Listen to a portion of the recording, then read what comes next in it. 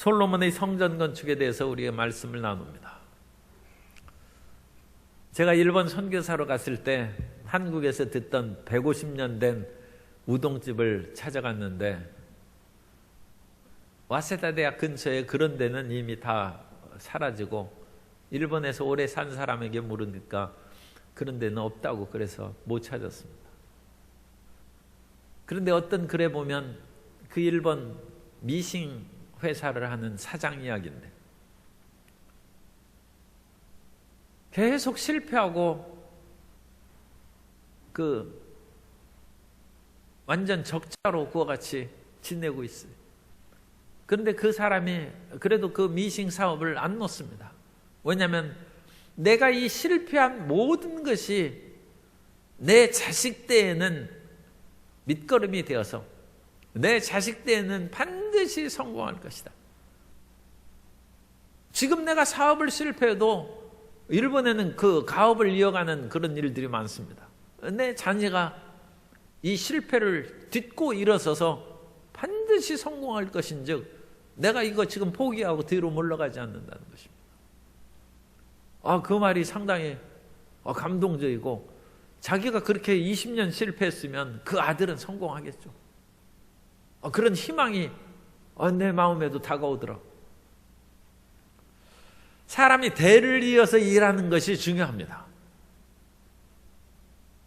오늘날 기업에 있어서도 너무 과도한 상속세를 내는 것에 한 가지 단점은 대를 잇지 못하게 하는 것은 그것은 지금까지 쌓인 노하우를 다 팽개쳐버리는 것이고 새로 시작하는 것인데 세계 유명한 명품들은 수백 년씩 기업이 이어가는 거예요.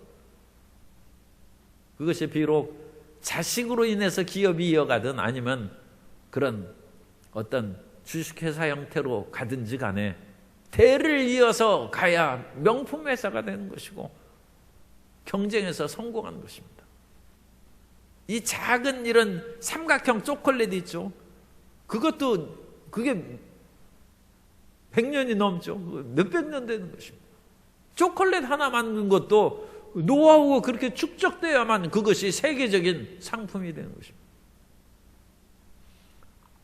그러면 우리 삶을 살펴봐서 우리의 기업이 그와 같이 대를 이어서 잘 해 나가게 하고 그런 대를 이은 기업이 사람들에게 존경과 사랑을 받는가?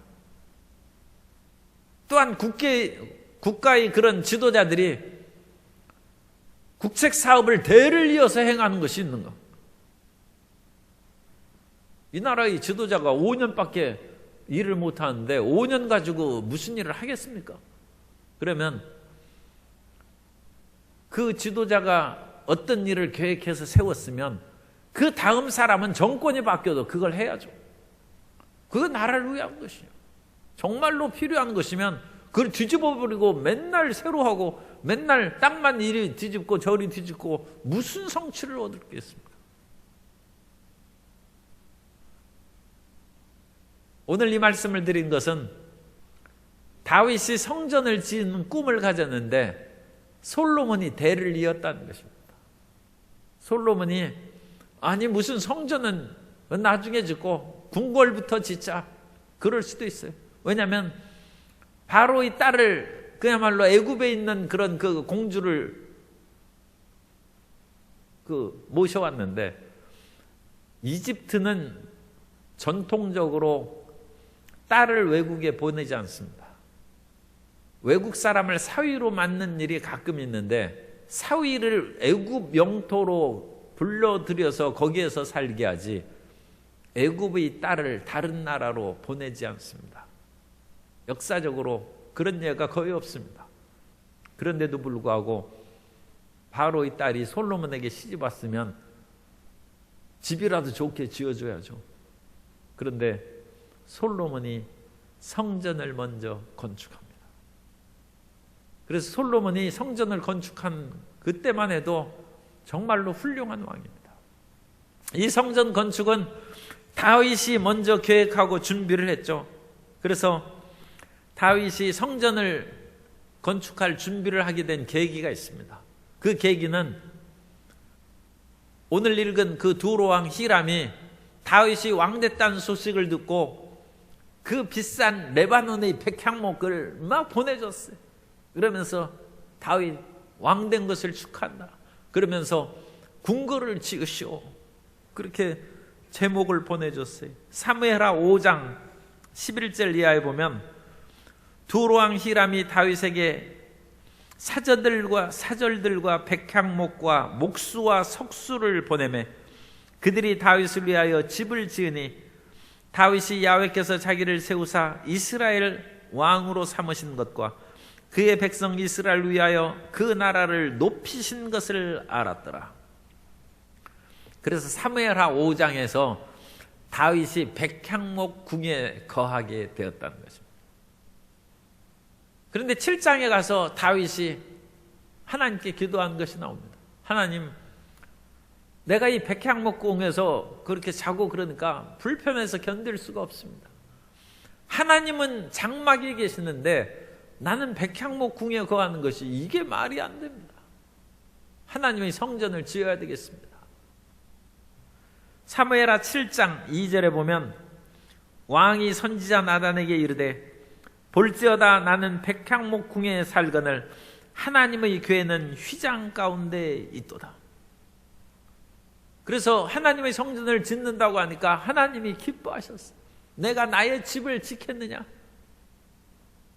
내가 오히려 너의 집을 세워주겠다. 그래서 다윗 왕조가 세워진 것입니다. 하나님은 마음만 그렇게 해도 기뻐하시는 것이죠. 그야말로 옛날 효자가 그 부모님을 생각하면 그 부모님은 꼭 무슨 그것을 받아서가 아니라 내 마음만이라도 내가 고맙다. 마음이 쓰여져.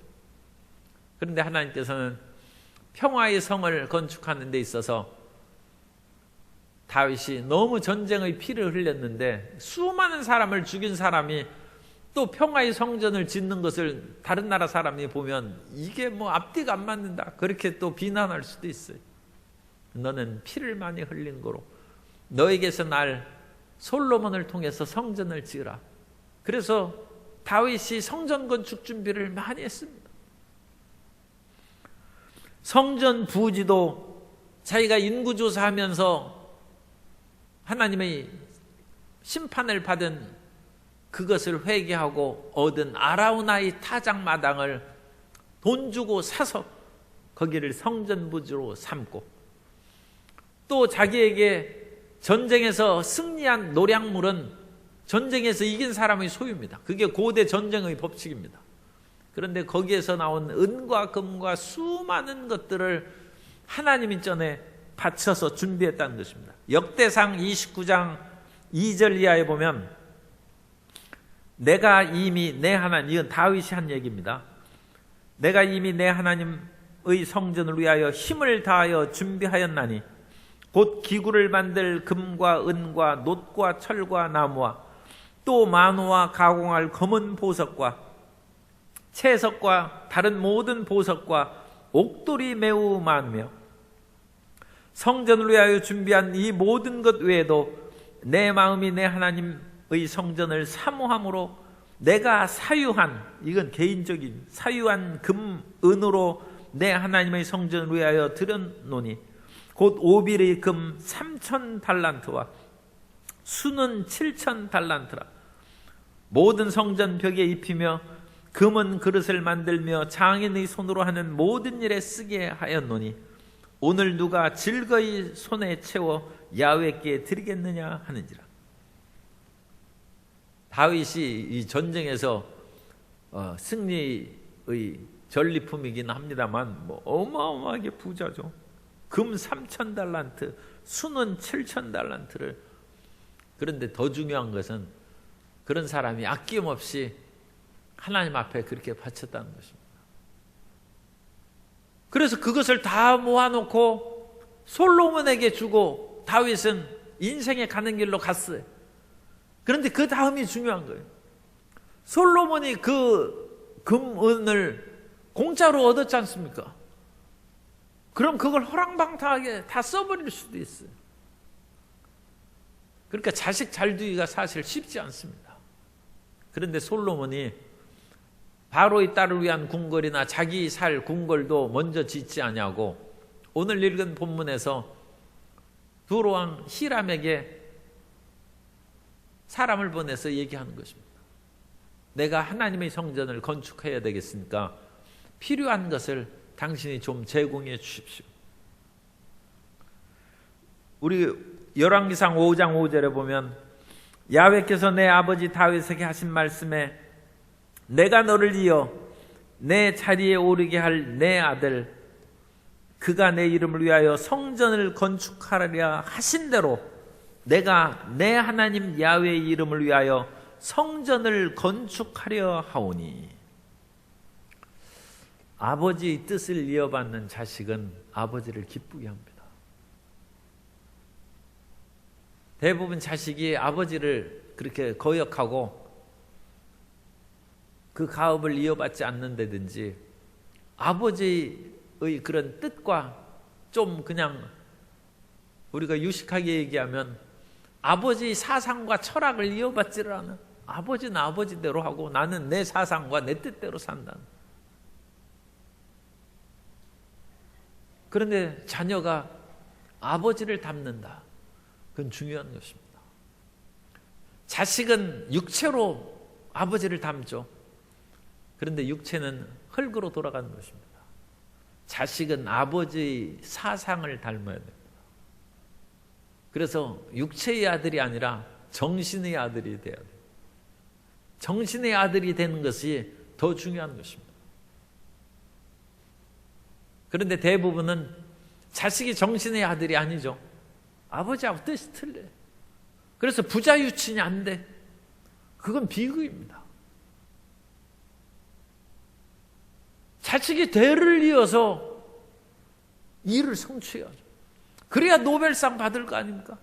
아버지가 화학을 열심히 몰두하고 그야말로 휴일날에도 애들 데리고 어디 뭐 무등산에도 안 가고 그러면서 열심히 연구실에서 공부하는데 어릴 때에는 그 아버지가 싫고 어떻게 저렇게 사나 싶어도 철이 들으면 아버지가 저렇게 목숨을 바쳐서 연구하는 것을 내가 대를 이어서 연구해서 반드시 내가 노벨 화학상을 받아야 되겠다. 그런 아들이 훌륭한 아들이죠. 그런데 솔로몬이 그런다는 거예요. 솔로몬. 나는 지금 집도 없습니다. 왕궁을 지금 내 왕궁을 짓지 못했습니다. 그러나 히람 왕이요 아버지에게 그와 같이 다윗에게 한 것처럼 내게도 그 목재의 모든 것을 보내주셔서 하나님의 성전을 내가 짓겠습니다. 그래서 히람이 그거 듣고 놀란 것이죠. 정말로 다윗에게 지혜로운 아들을 주셨구나. 그래서 그 일을 진행해 나간 것입니다. 솔로몬이 6절에 보면 6절 끝에 당신도 알거니와 우리 중에는 시돈 사람처럼 벌목을 잘하는 자가 없나이다. 이 나무 베는 것도 이게 쉬운 일이 아닙니다. 그 나무 옛날에는 기도할 때 산에 가가지고 나무 뿌리 뽑아야 된다고 해서 내가 좀 만만한 나무를 잡아야 됐었는데 조금 이런 것은 무슨 힘이 있겠나 싶어서 그래도 조금 웬만큼 굵은 나무를 붙잡고 그걸 아무리 붙잡고 기도하면서 뽑으려고 했는데 뽑히질 않아요. 얼마나 그 나무도 죽어라고 거기에서 뿌리를 내리고 살았는데 그거 뽑히겠습니까? 그런데 이런 아람들이 나무를 벌목하는 것은 사실 무섭다고 그럽니다. 나무가 이 전기톱에 의해서 쓰러질 때 나는 소리는 비명소리 같다. 우리나라에서 그런 큰 나무들은 이제 별로 없지만 인도네시아라든지 그런 지역 보르네오 가구에서 벌목공들이 있습니다. 우리나라 기술자들이 거기서 벌목하는데 이런 거대한 하늘을 찌를 듯한 그런 나무가 이제 잘려져 가지고 쓰러지는 거 보면 두려움이 생긴다고 어떤 사람이 얘기했습니다. 아무나 나무 자르는 거 아니죠. 그리고 나무 잘못 자르다가는 크게 다칠 수도 있어요. 여기서 시돈 사람이라는 베니게의 한 도시 두로 시돈 뭐 그런 것이죠. 그렇지만 그냥 베니게 사람이에요. 이 당시 페니키아. 그래서 베니게 사람들은 나무도 잘 베고 또 그 벤 나무를 바다에 실어서, 그 당시에는 뭐 기차도 없고 그러니까 어떻게 그것을 운반하겠어요. 그래서 뗏목을 만들어서 물로 해가지고 이스라엘 영토로 내려서 해안가에서 그것을 끌어올립니다. 그것이 이제 훨씬 경제적으로도 편하고, 또 산이나 그런 것을, 그 거대한 나무를 어떻게 운반하겠어요. 그래서 그렇게 이제 운반해서 이동하는데, 그래서 시돈의 벌목공들을 당신이 인부들을 보내주고, 또 그 사람들이 나무를 다듬고 기둥을 만드는 재주도 있으니까 목재 다루는 기술이 그 당시 시돈 사람이 탁월했다는 그런 기록이 있어요. 그래서 그런 인부들로 또 보내달라고 그와 같이 솔로몬이 요청을 합니다. 그런데 그 임금은 이 전체 임금으로 주는 거예요. 그 임금은 개인으로 주는 것이 아니고, 9절에 보면 내 종이 레바논에서 바다로 운반하겠고 내가 그것을 바다에서 뗏목으로 엮어 당신이 지정하는 곳으로 보내고 거기서 그것을 풀리니 당신은 받으시고 이 솔로몬은 받으시고 내 원을 이루어, 그러니까 내가 요구하는 것입니다. 내 원을 이루어 나의 궁정을 위하여 음식물을 주소서 하고, 그러니까 이 모든 그런 임금으로 곡물을 달라는 거예요. 곡식과 이제 음식 기름을 이제 솔로몬이 제공했다고 그랬습니다. 그래서 실제 그 인부들은 그 개인적으로 월급을 받는 것이 아니라 그 나라에서 이제 차출당하는 것이죠. 그 나라에서 그 모든 그 대가를 받고 그 사람들은 이제 거기서 일하고, 먹여주고 그런 것은 어떻게 했는지 그 구체적인 것은 알 수 없습니다. 어쨌든 임금은 이 궁정, 나의 궁정을 위하여 음식물을 주소서, 그럼으로써 그 임금에 해당하는 것을 11절에 보면 밀 2만 고루와 맑은 기름 20고루를 해마다 그와 같이 주고 목재를 이제 사들이고 일을 시킨 것입니다. 우리나라가 참 세계 10위 경제국이 되고 그야말로 한류가 온 세계를 지금 휩쓸고 있는 그런 좋은 나라입니다. 그런데도 그 가운데서 한 가지, 또 오늘은 이 주제에 맞게 특별히 요구하고 반드시 필요하다고 생각하는 것은 대를 이어서 일을 하는 것입니다. 대를. 정권이 바뀌더라도 대를 이어서 일하는 것이 있어야 됩니다. 그것이 나라의 힘입니다. 힘이 되고 그것이 세계의 경쟁력입니다. 그래서 개인적으로 기업하는 그런 기업들은 종종 있죠. 그런 기업들도 대를 이어가지고 세계적인 기업을 이루는데, 국가에서 힘을 기울여서 정권이 바뀌어도 대를 이어가면서, 정권이 대를 이어가면서 온 국민이, 그리고 거기에 매달린 그런 연구자들, 과학자들이 힘을 다하면 얼마나 크고 위대한 일이 일어나겠습니까? 그렇지 전에 한 그 모든 것을 그냥 다 뒤집어버리고 다 폐기시켜버리고 새로운 것을 세우고, 그것은 별로 좋지 않습니다. 전에 한 사람들이 70%를 이어받는 게 좋아요. 70%를 이어받고 30%는 새 것을 하고, 그러니까 그것은 국민의 마음이 바뀌어야 돼. 국민들이 너무 새 것을 생각하고 이 정부가 새롭게 하는구나, 잘한다, 그 생각을 버려야 돼. 70%는 그냥 다 똑같이 해야 돼. 거기에다가 플러스 알파 뭐 20, 30%라든지 조금만 그렇게 해서 그것을 개선해 나감으로써 뿌리를 흔들리지 않게 해 나가야죠. 솔로몬처럼 아버지의 그런 뜻을 이어 대를 이어서 그 일을 진행해 나가는 것입니다. 그렇게 해서 이제 솔로몬이 성전 건축을 이제 시작하는데, 두 번째로 이제 성전 건축의 진행을 보면 이 성전의 구조는 근본적으로 모세의 장막을 근간으로 해서 성전이 건축됩니다. 그래서 성전의 여러 구조와 내부의 그 모든 것들은 다윗이 일찍이 이제 전해 내려온 그런 모세의 장막 성전에 대한 그런 그 내용을 이제 이어받은 그런 기록들이 오늘날 남아있지는 않습니다만 그런 것들도 있을 것이고, 또 꿈이나 환상으로 하나님께서 주신 어떤 계시 설계도도 아마 받았을 것입니다. 그래서 역대상 28장 19절, 여기 역대상 28장에는 그 설계도대로 하는 그 설계도 용어가 몇 번 나옵니다. 그 가운데 28장 19절은 다윗이 이르되 야훼의 손이 내게 임하여 이 모든 일의 설계를 그려 나에게 알려주셨느니라. 그래서 하나님의 원래 모세가 하늘의 성전의 모형을 보고 장막을 만든 것처럼 그 하나님께서 그 성전을 만들 설계의 그것을 다윗에게 알려주셨습니다. 그래서 그런 것들을 이제 다윗이 솔로몬에게 전해주고 솔로몬이 그 지시를 잘 일해서 행하는데, 이제 구체적인 일을 수행하는 것은 건축의 그런 능력 있는 장인이 이스라엘 사람이 아니에요. 그래서 성전을 구체적으로 지을 때는 이방의 그런 그 건축 양식이 성전에 많이 나타납니다. 그래서 그런 것이 좀 문제가 되긴 하지만, 오늘 우리 한국 사람들은 기와집에서 안 살고 초가집에서 안 살지 않습니까? 오늘날 이런 건축 양식은 서양에서 들어온 그런 속에서 살지 않습니까?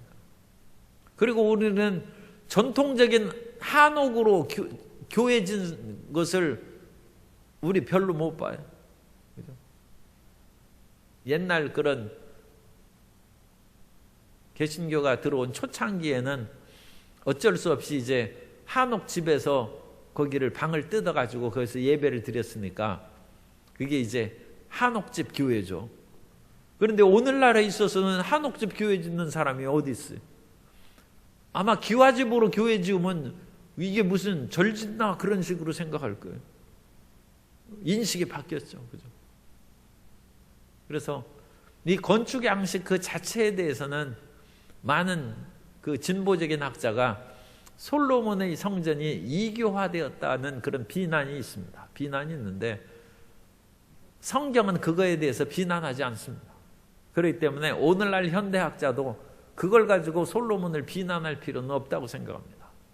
왜냐하면 솔로몬이 일꾼으로 불러시킨 사람이 두로의 후람인데 두로 사람이 와가지고 건축 감독을 했어요.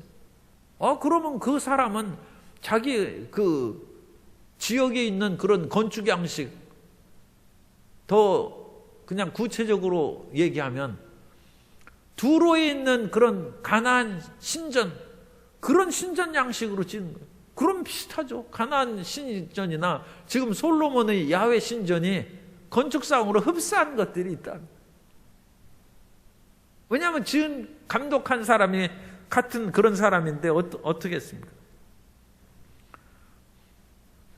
열왕기상 5장 18절에 보면 솔로몬의 건축자와 히람의 건축자와 그발 사람이 그 돌을 다듬고 성전을 건축하기 위하여 제목과 돌들을 갖추니라.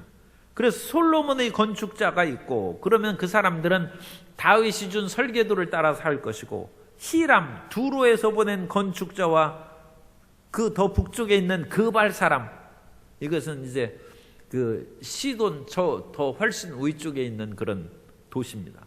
거기 사람들은 더 이교적인 그런 건축을 그쪽에서 배운 데가 그걸 그런 식으로 와서 이 제목과 돌들을 갖추고 건축을 시작했다는 것입니다.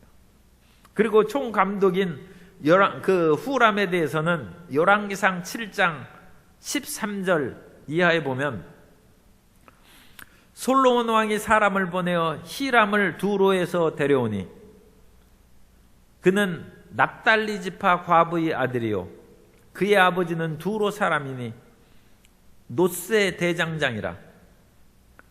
이 히람은 모든 논일에 지혜와 총명과 재능을 구비한 자이더니 솔로몬 왕에게 와서 그 모든 공사를 하니라. 그래서 히람이라고 나오고 후람이라고도 이제 그렇게 나옵니다. 이 사람이 총감독을 해서 하는데 아버지가 두롯 사람이에요. 그 어머니는 이제 그 이스라엘 사람인데 납달리 지파의 과부라고 했죠. 그 아버지는 일찍 돌아가셨으니까 이제 과부가 된 것입니다. 그래서 이 사람은 그냥 두롯 사람이에요.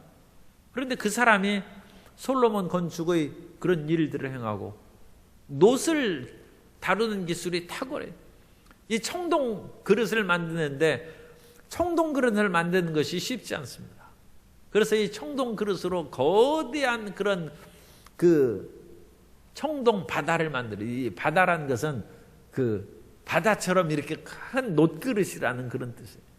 그런 걸 만드는데 일반 그런 그 작은 밥그릇도 놋그릇 만들기가 쉽지 않은데 그런 큰 그릇이 그 잘 만들어지고 그런 거 쉽지 않고, 우리도 그 그릇 만들 때 조그만 그런 그 종자기 그런 것은 우리가 만들 수 있어요. 그런데 거대한 뭐 백자, 청자 항아리 큰 것 그런 것들은 상당한 실력이 있어야지. 그것은 그 아무나 만드는, 그것은 예술적인 가치는 고사하고 그런 모습을 만들기도 쉽지 않아요. 다 무너져 내리고 이제 그러기 때문에. 그렇기 때문에 이 놋그릇을 만드는 탁월한 히람을 불러와 가지고 그 일을 행하고 건축의 일을 진행했는데, 이 사람들이 성전을 지을 때 현관을 만들었어요. 모세의 장막에는 성소와 지성소, 우리가 이제 그것은 성막에 대해서 우리가 뭐 대부분 알고 계시죠. 그래서 성막은 바깥 마당에서 번제단을 드리고 물두멍에서 정결하게 씻은 후에 바로 들어가면 성소로 들어가는 거예요. 그래서 성소에 진설병 상이 있고 7 촛대가 있고 안쪽으로는 향단이 있죠. 그래서 바로 성소에 들어가는 거예요. 그런데 이 가나안의 신전에서는 성소에 들어가기 전에 현관, 우리가 현관에 들어가면 앞에 조금 있죠. 그 신발도 벗어놓고 하는 그 현관이 있어요. 그래서 현관이 있고 그 다음에 성소로 들어가고 그 다음에 지성소의 이 삼중 구조로 되어 있어요. 그런데 솔로몬 성전은 삼중 구조로 되어 있습니다. 그래서 솔로몬 성전도 낭실이 있고 그 다음에 성소가 있고 그 다음에 지성소로 들어가는 거예요. 그래서 성막이 없는 것이 앞에 하나가 생겼어요. 그런데 그거 만든 것이 있으니까 좋잖아요. 우리도 성전 지금 들어올 때 지금 이 성전 문 밖에 나가면 거기가 낭실입니다. 거기가 현관이에요. 복도예요. 그래야지 지금 이 성전 문 나가면 바로 바깥으로 나가면 우리가 얼마나 좀 삭막하죠. 그죠? 그 뒤에 성전 밖으로 나가서 이런 현관의 그런 낭실이 있으니까 교회에 들어올 때도 마음에 정리가 되고 또 다른 그런 준비 그런 물건이나 그런 것도 거기에 놓을 수 있고, 그러니까 이건 구조적으로 훨씬 더 편리하고 하나님을 섬기는데도 더 유익한 것입니다. 그래서 솔로몬 성전은 이 3분 구조로 세 구조로 되어 있어요. 성막 구조보다 하나가 더 생긴 것이죠. 그때에도 건축상으로 서로 논란이 있었을지도 모르겠어요. 솔로몬의 건축자와 두로에서 온 건축자 사이에 논쟁이 좀 있었을 수도 있어요. 우리는 모세의 성막대로 지어야 되지 않겠습니까? 그렇게 생각하는데 모세의 성막대로 지으면 바깥에 있는 사람이 바로 성전으로 곧바로 들어오는 거예요. 그건 어느 면으로는 위험할 수도 있어요. 만일 어떤 사람이 제사장이 아닌데 불법적으로 성소 안에 뛰어들어오면 그 사람은 문 열자마자 성소에 들어오니까 이거 잡을 수가 없어요. 그런데 그 앞에다가 낭실이라는 그 같은 현관을 만들어 놓으면 그 안에 들어오면 아직 성소는 침범 안 했죠. 그러니까 훨씬 제어할 수도 있고 여러 가지 그런 형편으로서 이거 오히려 타당하다 해서 그것을 그냥 만들게 한 것 같아요. 그래서 그런 식으로 건축이 되어 있어요. 그래서 우리가 열왕기상 6장, 7장의 그 전체의 구조는 3분 구조로 되어 있는데, 오늘날 솔로몬 성전은 무너져서 없어졌지 않습니까? 그런데 무너져 없어진 성전터를 발굴해도 그 지역은 워낙 또 다른 건물을 짓고 또 짓고, 그래서 솔로몬 성전터를 발굴해도 그것을 찾을 수가 없어요. 그런데 텔타이낫이라는 이 가나안 지역에서 신전을 발굴했는데, 그 신전의 구조가 성경에 나오는 이 6장 7장의 그런 구조하고 흡사하게 돼 있어. 그런데 그것은 가나안 신전이에요. 그래서 가나안 신전과 솔로몬 성전과 구조상으로는 같이 되었구나. 그것을 우리가 오늘날 발굴을 통해서 확인할 수 있습니다. 그러니까 하나님께서는 그 자체는 문제 삼지 않았어요. 오늘날 우리가 기와집으로 드린 교회에서 예배를 드리거나 이와 같이 콘크리트 건물을 지어서 만든 집에서 예배를 드리거나 신령과 진정으로 예배드리는 자리에 하나님이 임하신 줄로 믿습니다. 그리고 누가 집을 지었든지 원래 집을 짓는 것은 하나님이십니다. 하나님이 지혜를 주셔서 인간이 사는 집을 만들었기 때문에 그 자체가 큰 문제는 이제 되지 않을 것입니다. 더군다나 솔로몬 성전에는 성전 주위를 돌아가면서 골방을 만들고 2층 골방은 다락이라고 했습니다. 그리고 골방과 다락을 만들었어요. 그래서 모세의 그런 성막이 없는 것을 옆에 측면에 방들을 만들었다는 거예요. 그러니까 우리 성전은 옆에 이제 다른 방이 없죠. 그런데 우리 성전 옆에다가 다른 방을 만들고 복도를 만들었으면 다른 것도 물건도 놔두고, 그러니까 성전 안에 놔두기에는 적합하지 않은 그런 것들을 옆에다 놔두면 아마 훨씬 편리할 수도 있어요. 그런데 솔로몬 성전은 그것을 만들었어요. 골방과 다락을 만들었어요. 그것은 가나안 신전에 없어요. 모세의 성막에도 없고, 그런데 솔로몬 성전에는 있어요. 그러니까 그것은 솔로몬 성전 때에는 가나안 신전의 영향을 안 받고 우리 옆에다가 골방을 만들어 놔야 진설병 떡을 내왔는데, 진설병 떡을 내오고 모세의 장막에서 보면 바로 바깥으로 나가는 거예요. 그러면 이 거룩한 떡인데 함부로 땅에다가 놓을 수도 없고, 그렇죠. 그러니까 옆에다가 골방을 만들어서 그 모신 떡은 옆에 골방에 넣고, 또 대기하던 그런 새 진설병이라든지 또는 성전의 그런 기름, 불을 켜는 촛대의 기름도 어디 밖에다 놓겠어요. 그리고 골방에다가 그것을, 거룩한 기름이죠, 그것을 두었다가 기름이 떨어지면 다시 와서 촛대에 부어서 하고, 얼마나 편해요. 그래서 구조적인 이와 같은 새로운 변화가 생겼다. 그래서 솔로몬의 이런 건축 양식은 상당히 더 발달된 형태로 만들어졌다.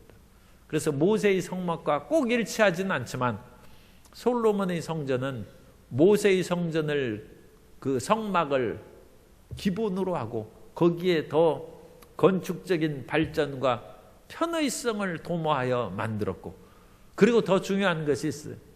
우리가 이제 8장에서 살펴볼 것이지만 그 모든 성전을 봉헌했을 때 하나님이 임하셨다. 하나님이 받으신 것입니다. 그래서 그곳에 하나님의 영광이 가득하며 제사장들이 능히 거기에서 구름이 가득하며 능히 서서 섬기기가 어려웠다. 그렇죠? 우리의 이와 같은 외적인 것에 대해서 너무 큰 문제를 삼거나 그런 논쟁을 할 필요는 없습니다. 그래서 이 솔로몬 성전은 지어놓고 이스라엘의 구심점이 된 거예요. 가장 중요한 것은 신앙적인 구심점이 된 것이죠. 사람은 무엇인가 마음을 딱 정해놓는 것이 있어야 흔들리지 않는데, 이스라엘 백성들이 지금까지 그런 것이 마땅하게 없었어요. 왜냐하면 하나님의 그 성막은 이동 성막입니다. 그래서 언약궤가 베델에서 길갈로 이런 지역으로 실로로 막 이동했어요. 심지어 하나님의 언약궤를 그 엘리 제사장 아들들이 자기들 맘대로 그냥 전쟁터에 끌고 가고 뭐하고 그랬어요. 그런데 그것도 뺏기고 그랬지 않습니까? 이스라엘 마음이 그러니까 마음 붙일 데가 없어요. 그런데 고정 성소를 지음으로 말미암아, 그래서 성전이라는 것은 이제 집입니다. 성막은 텐트니까 언제나 걷고 이동할 수 있는데 그 이동 성소가 고정 성소로 변한 의미가 있습니다. 그래서 이스라엘의 종교적인 핵심이 되고 구심점을 마련하고, 이 종교적인 구심점이 마련되었으면 그 지역은 이제 이것이 실제 생활에서는 상당히 또 더 큰 영향을 끼치는데, 사람들이 모여오니까 경제적인 중심지가 됩니다. 사실은 이것 때문에 사실 많은 종교적인 갈등이 그 이후에 일어납니다. 그리고 그 성전을 차지한 사람이 정권을 차지하는 정치적 중심지가 됩니다. 왜냐하면 고대 세계에서는 다 하나님 중심으로, 신앙 중심으로 많이 살기 때문에 신정체제죠. 신정국가죠. 그러니까 성전은 지어놓고 보니까 거기에는 경제적인 그런 효과가 막강하고, 왜냐하면 하나님 전으로 사람들이 재물을 가지고 오니까 거기에서는 끊임없이 물건이 넘치는 거예요. 고대 세계에서 제일 먼저 전쟁을 해가지고 접수하는 곳은 신전입니다. 왜냐하면 신전에는 보물이 많습니다. 그래서 신전을 약탈하는 거예요. 고대 전쟁에서는 일반 집 그런 데는 뭐 별 돈도 없어요. 뭐 큰 부잣집 같은 데는 모르겠지만 신전은 그 모든 것이 모여 있어요. 그래서 성전에 있는 그런 근과 그런 것을 또 약탈해 가지고 르호보암 때 다 뺏기고 그러지 않습니까? 신전은 솔로몬 성전도 마찬가지고 경제적인 중심지 역할을 하는 것이고, 그리고 그곳을 차지하고 있는 그런 사람은 정치적인 권력의 핵심이 됩니다. 그래서 정치적, 경제적, 종교적 구심점이 예루살렘이 되는 것입니다. 그래서 그것이 사회적으로 굉장한 변화를 일으킵니다. 이전에 구심점이 없다가 이제는 항구적으로 하나님이 거기에 계시는 곳이 되니까, 그냥 우리가 세상적으로 표현하면 예루살렘의 땅값이 오르는 거예요. 다른 지역과는 차별이 되죠. 이건 완전 특수한 지역이에요.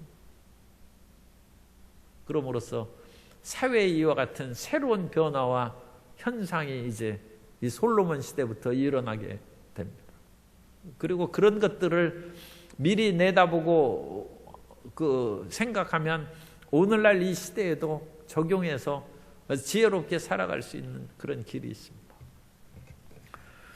세 번째로 7년 동안의 성전 건축에 대해서 이렇게 보면, 열왕기상 6장 1절에 보면 이스라엘 자손이 애굽 땅에서 나온 지 480년이요 솔로몬이 이스라엘 왕이 된 지 4년 15월, 이 15월은 그 히브리달 역으로 둘째 달입니다. 둘째 달에 솔로몬이 야훼를 위하여 성전 건축하기를 시작하였더라.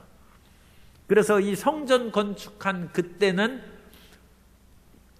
애굽 땅에서 나온 지 480년 되었다. 이것이 이제 출애굽 연대를 결정하는 굉장히 중요한 그 성경 본문입니다. 그래서 솔로몬 4년이 몇 년이냐? 그래서 솔로몬 4년을 966년으로, 주전 966년으로 보면 출애굽이 1446년에 이루어집니다. 480년 전이니까.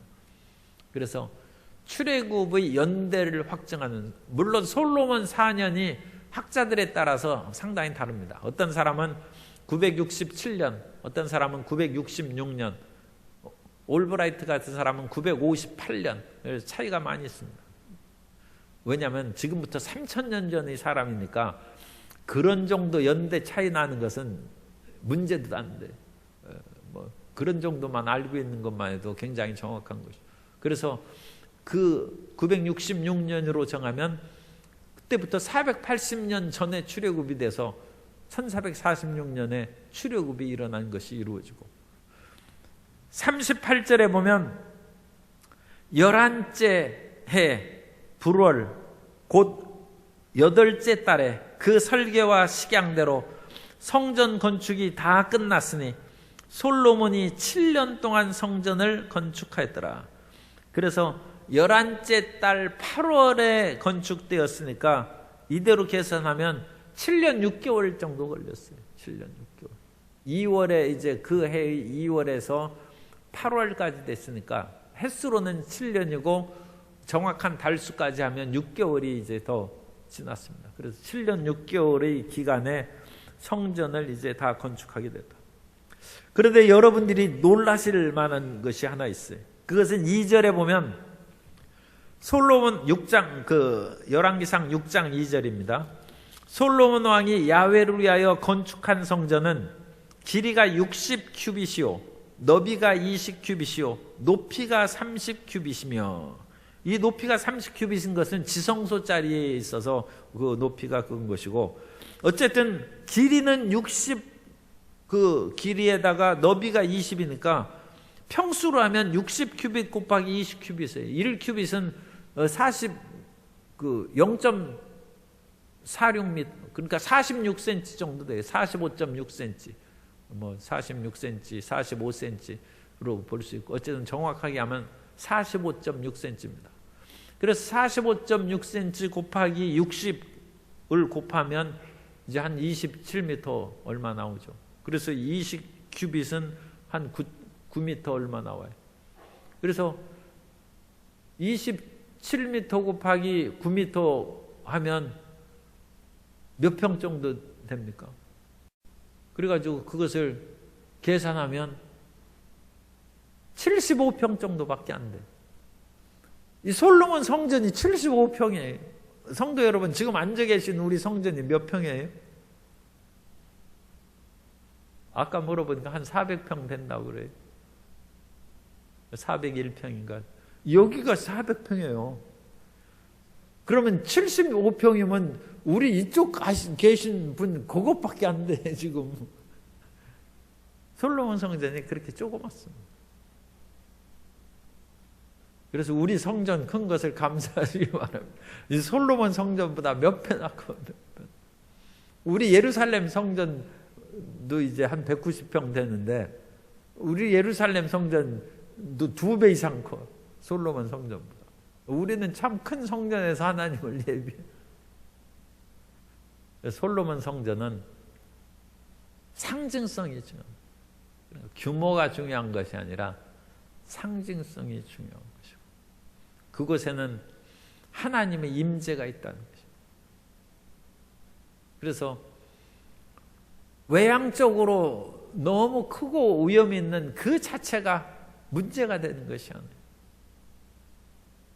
작고 보잘것없을지라도 진실된 마음과 믿음으로 하나님을 예배하고 섬기는 곳에 주님이 임재하시고 역사하시는 줄 믿습니다. 우리가 그야말로 옛날부터 솔로몬 성전, 그 영화롭고 아름다운 성전 얼마나 입에 그야말로 찬양하고 노래했는데, 아니 겨우 75평이라는 거예요. 그러니까 크기로 얘기할 수 없어요. 그래서 그곳에서 하나님을 예비하고 온 이스라엘이 그곳을 바라보고 살았어요. 그러니까 우리가 성경 읽으면 보면 이스라엘 백성들은 산당에서 예배하였더라, 그 얘기가 나오죠. 왜냐하면 이 성전에 이 이스라엘 백성들이 다 들어가기는 고사하고 그 성전에 와서 다 예배 드릴 수도 없죠. 그러니까 그 사람들은 그야말로 고관들이라든지 지도자들만 거기에서 예배 드리고 나머지 백성은 그 근처 가지도 못해. 그냥 그 밖에서 그것을 보는 것만으로도 즐거워하고 기뻐하고 그 하나님을 찬양하며 사는 것입니다.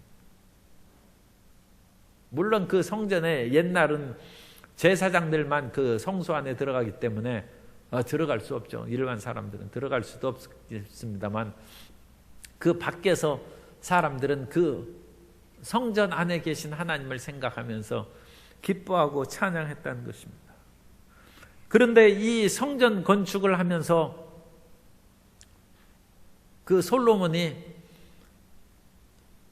거기에 사용하는 그런 돌들을 가져오는데 철 연장 소리가 나지 않도록 딴 데에서 그 돌들을 떠서 가져왔다고 7절에 열왕기상 6장 7절에 보면 이 성전은 건축할 때 돌을 그 뜨는 곳에서 다듬고 가져다가 건축하였으므로 건축하는 동안에 성전 속에서는 방망이나 도끼나 모든 철 연장 소리가 들리지 아니하였으며, 성전에 쓰는 이 돌에는 쇠를 대지 말라고, 철을 대지 말라고 성경에 출애굽기하고 신명기에 나옵니다. 그런데 돌을 다듬을 때 그런 쇠 연장을 다듬지 않으면 어떻게 돌을 다듬겠어요? 그런데 그 쇠소리가 성전 안에는 들리지 않도록 다른 곳에서 다듬어서 성전으로 운반해 왔다는 것입니다. 그래서 성전에서는 이런 시끄러운 소리나 하나님이 금지하신 일들이 일어나지 않았어요. 그리고 그와 같은 성전 건축에서의 경외감이 하나님 앞에서 6장 11절 보면 야훼의 말씀이 솔로몬에게 임하여 이르시되 내가 지금 이 성전을 건축하니 내가 만일 내 법도를 따르며 내 율례를 행하며 내 모든 계명을 지켜 그대로 행하면 내가 내 아버지 다윗에게 한 말을 내게 확실히 이룰 것이요 내가 또한 이스라엘 자손 가운데 거하며 내 백성 이스라엘을 버리지 아니하리라 하셨더라. 하나님은 솔로몬 성전이라는 그런 영광스러운 그런 건물을 받으시긴 합니다만 그 건물 자체보다는 그 안에서 신앙한 사람이 하나님의 율례와 법도를 지키는 것을 원하신다. 하나님의 말씀이 없이 성전에 오는 것은 마당만 밟는다고 이사야는 얘기했죠. 그리고 예레미야도 얘기합니다. 너희가 이 성전 하면서 자랑하는데 이 성전에서 하나님을 사랑하고 공의를 행하고 이웃을 사랑하는 일을 하지 않으면 이 성전은 무익한 것이다. 예레미야가 성전을 비판했어. 예레미야가 그것으로 인하여 체포되긴 합니다만 그것이 하나님의 뜻입니다. 읽어드려야 예레미야 7장 1절 이하인데 그건 메모했다가 나중에 보세요. 예레미야 7장 1절 이하에 제가 읽어드립니다. 야훼께로부터 예레미야에게 말씀이 임하니라. 이르시되 너는 야훼의 집 문에 서서 이 말을 선포하여 이르기를 야훼께 예배하러 이 문으로 들어가는 유다 사람들아 야훼의 말씀을 들으라. 만군의 야훼 이스라엘의 하나님께서 이와 같이 말씀하시되 너희 길과 행위를 바르게 하라. 그리하면 내가 너희로 이곳에 살게 하리라. 너희는 이것이 야훼의 성전이라 야훼의 성전이라 야훼의 성전이라 하는 거짓말을 믿지 말라. 3번이나 반복했어요. 너희가 만일 길과 행위를 참으로 바르게 하여 이웃들 사이에 정의를 행하며 이방인과 고아와 과부를 압제하지 아니하며 무죄한 자의 피를 이곳에서 흘리지 아니하며 다른 신들 뒤를 따라 화를 자초하지 아니하면 내가 너희를 이곳에 살게 하리니 곧 너희 조상에게 영원 무궁토록 준 땅이니라. 바깥에서 온갖 거짓하고 불의한 일을 행하고 이곳은 야훼의 성전이라 성전에 오면 화를 면하고 복을 받을 것이다 생각하는 것은 헛된 말이라는 것입니다. 하나님 전에서 복을 받는 길은 밖에서도 정의와 사랑을 베풀면서 열심으로 최선을 다하여 살다가 하나님 전에 오면 하나님이 복을 주신다는 것입니다. 그래서 하나님은 성전이라는 우리에게 기도처를 주시고 예배처를 주셨습니다. 그런데 이곳에서 드리는 예배와 기도가 하늘에 상달되려면 성전 밖에서의 생활이 굉장히 중요합니다. 그래서 신앙과 생활이 하나가 되는 것이 우리의 꿈이 되고 기도 제목이 되시기를 바랍니다. 그러면 주님께서 참으로 우리의 소원을 만족하게 할 것이요, 우리의 삶이 물된 동산 같을 것이고 치료가 신속히 임하는 복을 내려주실 줄 믿습니다. 대를 이어서 부자유친된 복된 가정이 되시기를 예수님 이름으로 축원합니다. 대를 이어서 일하는 사람들을 받아주는 나라와 사회가 되고, 대를 이어서 정권이 바뀌어도 국책 사업이 진행되는 복된 나라가 되기를 소망하고 기도합니다.